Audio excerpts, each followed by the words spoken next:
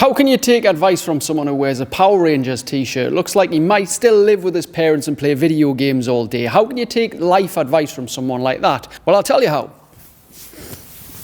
See, for the past 13 years, I've been looking to get lifestyle upgrades. I've created a 6-figure business and stayed in shape all year round, alongside having sex with my partner at least once a week, every single week, for basically the past decade. And I've created a great lifestyle along the way. And one of the things that I want to help you with is to do the same by understanding that you do not have to be addicted to chaos to make things work. I'm going to put this back on because, to be honest, it's quite ridiculous doing a video topless that's trying to provide a lot of value and help you properly.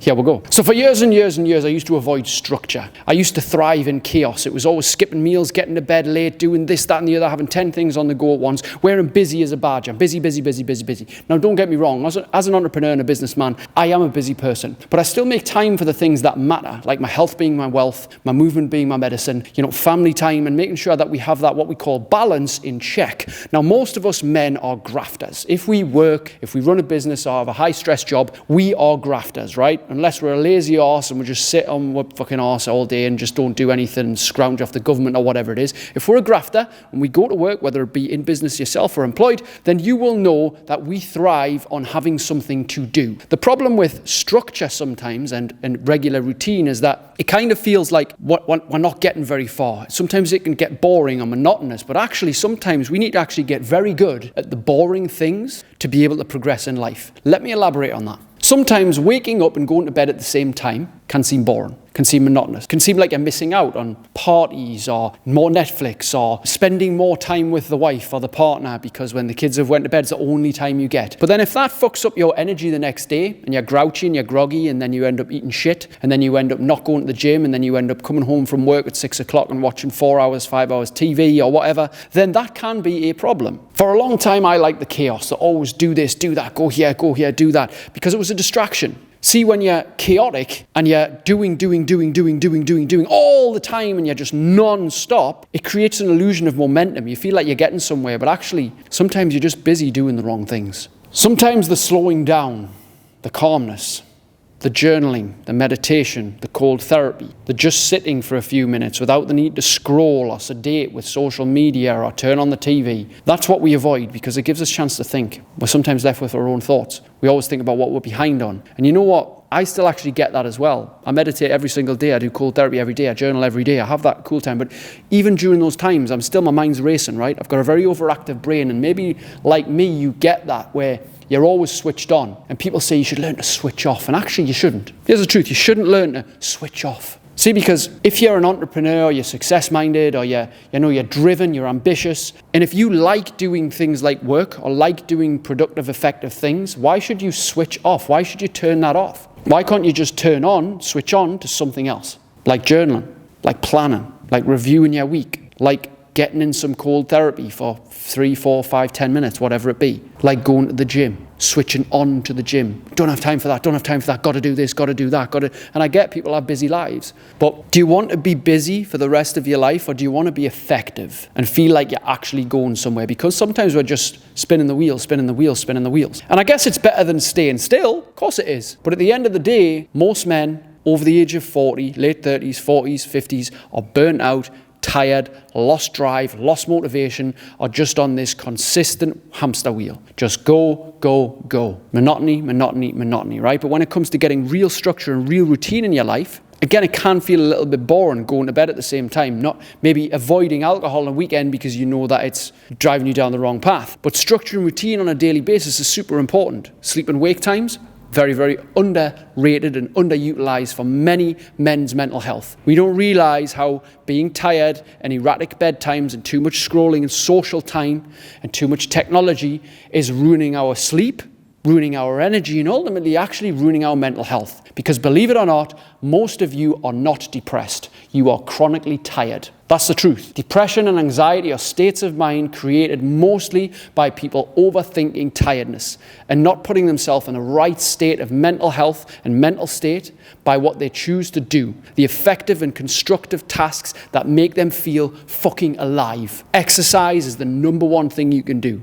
It's my life philosophy of movement is medicine and health is wealth. And if you're constantly thriving in chaos, I want you to think that that half hour to hour in the gym could be your little time where you don't switch off, but you switch on to something else that's valuable for your whole life and your family's whole life at the same time. And as a result of that, believe it or not, if you're in business and you're in a professional environment, you will work better, more effectively, and most likely, if you are consistent, actually make more money by being fit, strong, and healthy. Because when you're higher in energy, you're a better product to everybody else. You're more present, you're more focused, you're more constructive, you're more positively critical of yourself and others, which can drive through progress. You are more constructive in your attitude towards receiving criticism. You're more calm and in control of the choices that you make. You have more flow and momentum to your life because you're in a good fucking state. One of the biggest problems in life is men's energy. And if you can get a handle on your energy, you can get a handle on your life. A point I'd like to drill home here about getting a better life is that I believe that every man should be tracking their consistency, not their chaos. So we'll track how many calories were burned during a workout, but we'll seldom track how many workouts we've actually done in the last 3 months. So we'll track how many calories we might be eating, but we'll seldom track how many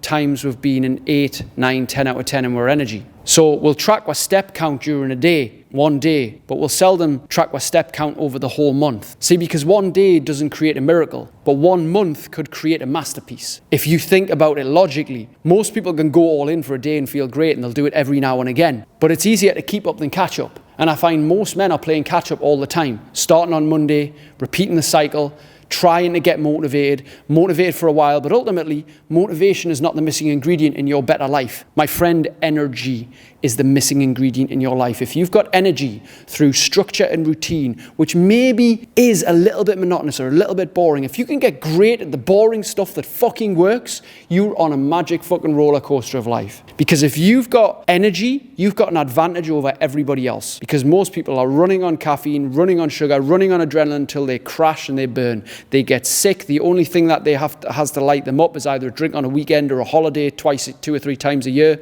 to an all-inclusive. Do not be that person. Be the one that gets lit up on a Monday morning, that's excited to get to work, that's excited also to relax on a weekend, to unwind and what it may be. But we have to start looking at our lives from a different perspective than just work, work, work. Some men I know just work. And that's all they do. They work themselves into an early grave. But believe it or not, they've done a lot of studies on the dying and people on their deathbeds, and they've asked them the questions. And the second most frequently said comment of the dying was that they wished they'd spent less time at work and more time with family. But it wasn't the first. You know what the first thing was? The first thing of the dying, the most common regret, was that they wished they'd lived the life that they wanted to live, not the life that others thought they should live. Now, if you think about this in your own life, maybe you're following what your dad did, or your uncle, or your auntie, or your friendship circle, or society, or the peer group. You're following what you should do, not what you want to do.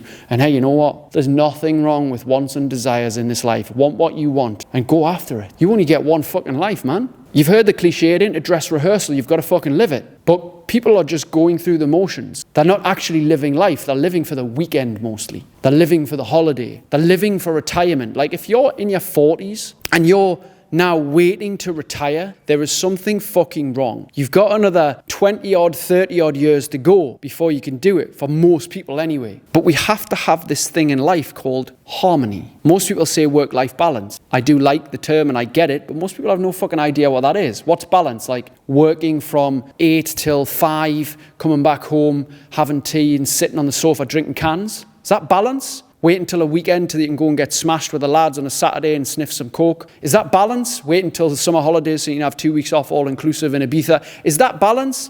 Like, I don't know. What is balance? Most people can't articulate that. But harmony is where things work together. You really enjoy work and you really enjoy life. And they work with each other in synchronicity. We have a life, which we have work as an element, play as an element, fun as an element, relationships as an element, kids as an element, all the rest. We work it in, right? Getting that life harmony together. It's important that we learn what works for us. I've said this loads of times. It's not about one size fits all, right? Yes, the principles are the same. Obviously, you can't sit on your ass and expect to lose weight. You have to work a bit. You have to move your body, whether that be through walking, martial arts, swimming, boot camp, lifting weights, going to the gym. It has to be sweating, moving, getting the blood flowing.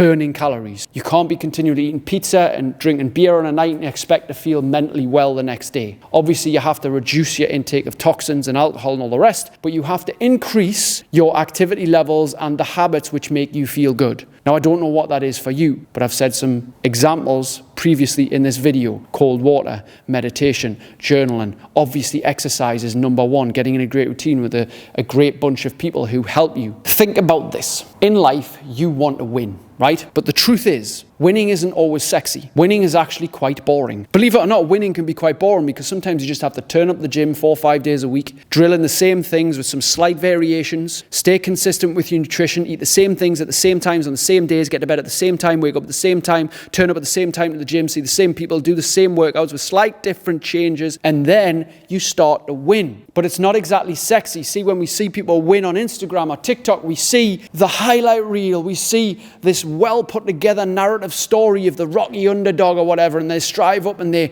struggle and then they win and everyone cheers for them, and that's not really what winning is. Winning is just doing better than you did before. Do you have to win a trophy to feel accepted? You shouldn't have to. Do you have to win an accolade or award or significance from thousands of likes on your socials to feel accepted?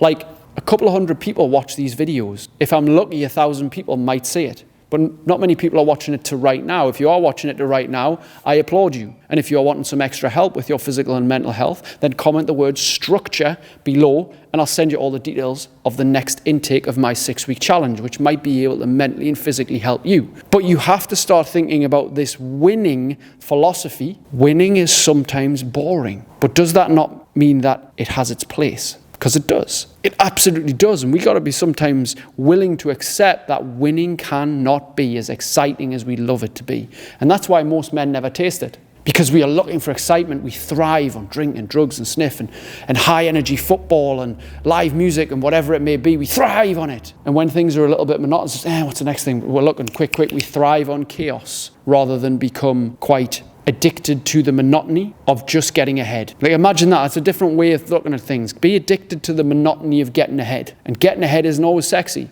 It's not always flashy. Sometimes it's boring as fuck. But guess what? I'd rather be addicted to boredom than be hooked on chasing the next high and being grossly unhappy until it comes. Because you can just be happy getting a step ahead. It's like the tortoise and the hare, innit? We know that analogy. Slow steps will always beat large sprints. Consistent slow steps, day after day, night after night, week after week, will always beat the person who's trying to go all out, all or nothing, little and often. Be the little and often one.